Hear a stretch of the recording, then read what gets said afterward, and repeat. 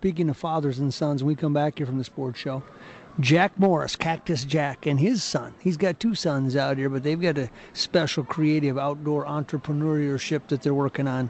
Plus, it's just good to have Jack on the air. Stay with us. Sports to the Max from the Sports Show on WCCO.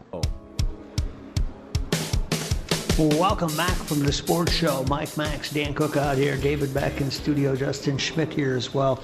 Pleased and thrilled to be joined. We talked about the father-son combination, Mike Gensel and his son. Joining us now, Jack Morris and Eric Morris. Jack, of course, of Twins fame. Eric, a pretty good baseball player in his own right that's now in the outdoor business, the outdoor game. We'll get to that in a minute. Jack, thanks for coming by. How you guys doing? Always good to see you, Mike. You too. What'd you find out there? You've been out here most of the day? I just drool every time I'm here. I want to go to every lodge out there. I want to visit everyone and, put my name on a fish's head somewhere out there in this great part of the world. Well, when you do a lot of fishing, you do a lot of hunting and whatnot.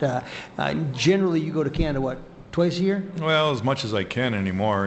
It's a little different now with a young one at home, but that's fun in its own right. It's just that's always been my escape. When I want to get away from the crazy lifestyle of the world that you and I both know. That's right. It's always kind of like a breath of fresh air when we get up north of the border and do a little fishing. Eric, I got a question for you. We were out here doing some taping this afternoon, and we were walking back to the studio. The photographer that I was with, Brad Early, said, I remember shooting Jack Morris after they won the 91 World Series and his two young kids, and that would have been them. The light bulb kind of went off that we saw today. Yep. You and your brother Austin were down on the field. Yep. And so we went back and we found the videotape as best we could have shot. We're actually going to have it on tonight at 10 o'clock. I'm looking at that. You're so small, of course, at the time, 21 years ago. Do you remember that night very well? I do, actually, and it was, to this day, the best memory I have of growing up in it. It's funny because I would play tapes of it I played for the Michigan State Spartans, played baseball, and one day the guys kept bugging me to bring in the tapes that I have of the 91 World Series in Game 7.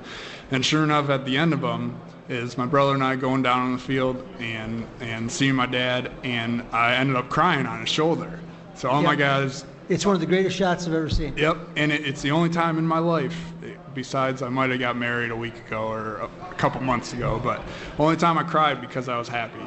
I didn't understand it at the time. I had no idea why I was crying, but I was so happy and, just ecstatic to be there. And I'm going to take it a step further, Jack, because I watched the tape today again because we went back and I hadn't watched it, and the camera's isolated on you, and you're running and you're waving to the crowd, and the crowd's going nuts, and all of a sudden you just stop on a dime because you see your two sons there.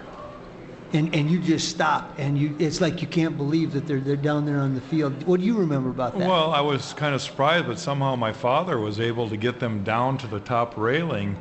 And, at that point I figured we'd almost done our victory lap, and we were almost to home plate. We were somewhere between first base and home plate or somewhere around there. And I figured, well, we already won. The boys can make it the rest of the way. I got to go hug my kids and say hi to my family. And, like Eric said, from a father's standpoint, there's not a whole lot you can top that. That was a great moment. That's as good as it gets. You get tears in your eyes just watching it, for 21 years later. Now you've got your sons in the outdoor business.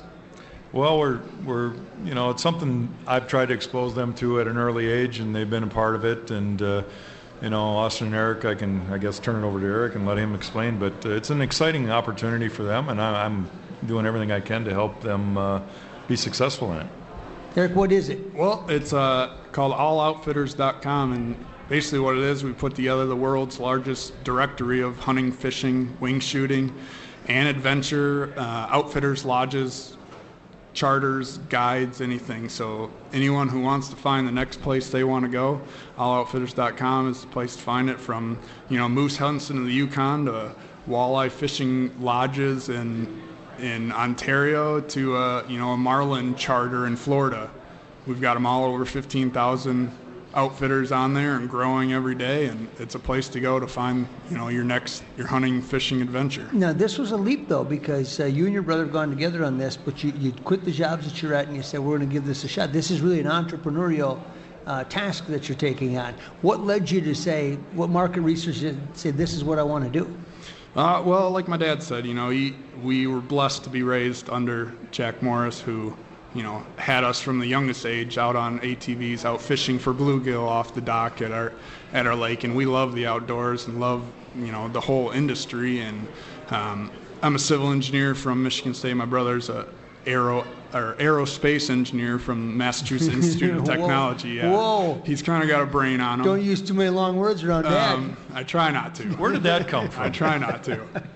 But we both kind of sat down and it's an idea that we've been plugging around for about 5 years as we have been working, and decided, we love the industry. This is, we're young. It's a chance that we want to take, and we decided it was time to quit our jobs and really go, 100% full force at it, and that's where we are today, 6 months later. So. And Jack, you gave them some good. You can talk about contracts and contacts, but boy, you got to get face to face with people, and that's kind of what you're doing today. Well, it's a chance for them to understand that there's still a value in shaking hands and looking in a person's eyes and saying, "This is what we do. We're here to help you." And I've been blessed in my walk of life to see the White House several times and know rock stars like you, and people are people, and I think people still love the genuine part of the humanity that we all know that we have inside of us. Well, plus they see that it's a real person behind the brochure, Right. behind the email that you send them. Absolutely. You guys stay with us for a break? Sure. Eric and Jack Morris, nice enough to stop by. Ron Shera, 7 o'clock. He'll take it away, but we're going to talk some more about what they're doing in the outdoors and their love for the outdoors. We come back. Sports to the Max from the Sports Show. Stay with us. Welcome back to the Sports Show. Mike, Max, Jack Morris, just like old times. Eric Morris. They're out here with a new product, website. Not a product, but a website that you can peruse and see all the different places that when you talk about this for guides and outfitters and things like that, what percentage of business will be fishing versus hunting, or is it all over the map? It is all over the map. I'd say generally there's more fishing outfitters, charters, lodges out there in the world, just because of the oceans and the coastal states that every port has 50 different charters, every tourist destination, all the islands and the Central America, everything, it's all ocean-based. And obviously with Minnesota having the 10,000 lakes and Ontario having even more, there's a lot of fishing, but there's also a lot of hunting and wing shooting, and don't forget the whitewater rafting guys and all that. Jack, Ron and I were talking about this last week.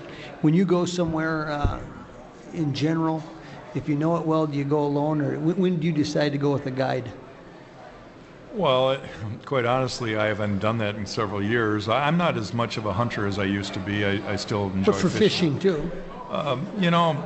When you invest a lot of money in a good boat, you don't want to necessarily fly into a place and fish out of a 14-foot tin boat, because I've got all the bells and whistles in my boat. Bet you do. You get spoiled is what happens. But there's still something to be said about their destinations that we can't go to any other way, and there's still great fisheries. So it's just deciding what you want to do at the time. I quite honestly, I'm toying with the idea of doing a fly-in this spring, just because I haven't done it in a long time. It's been 15 years, and I kind of want to do it again. Where do you take the big boat? You river fisherman? I do as much as I can locally, Mike, when I just only have the day. But if I have time, I'll run up the big pond. I go to Mille Lacs quite a bit. And again, when I do the week thing with the family or friends, I'm trying to go north of the border.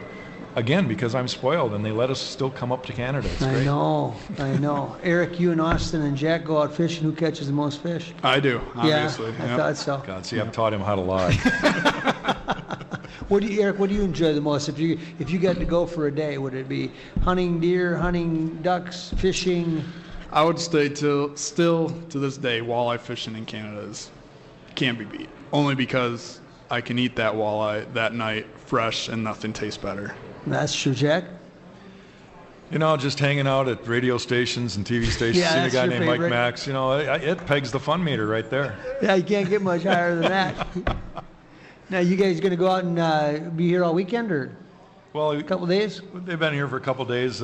We may talk them into sticking around for a little bit, but they just need to get their feet wet and see what this sports show. It's a great sports show. Yep. And, it is. It's still one of the better ones in the country. Minnesota still has tremendous amount of interest in the outdoors, and that's why you have so many people here. But it's fun. It's always fun to be here. You know that yourself. Yeah, absolutely. It's always good to have your sons around too, isn't it? It's great. Thanks. Yep. Like I said, watch tonight at 10. We'll show you a clip from the World Series in '91, then you'll see these guys 21 years later. Thanks so much, guys. Give that website one more time. Alloutfitters.com. Alloutfitters.com all the time. Maybe you can make Jack a guide in one of these. Maybe he can get his own service out of this thing. They can't afford me. No, people want to catch fish. Ron Shera, we hope if the Bear match is over, will join us when we come back from the sports show. Live Outdoors kicking in. Stay with us.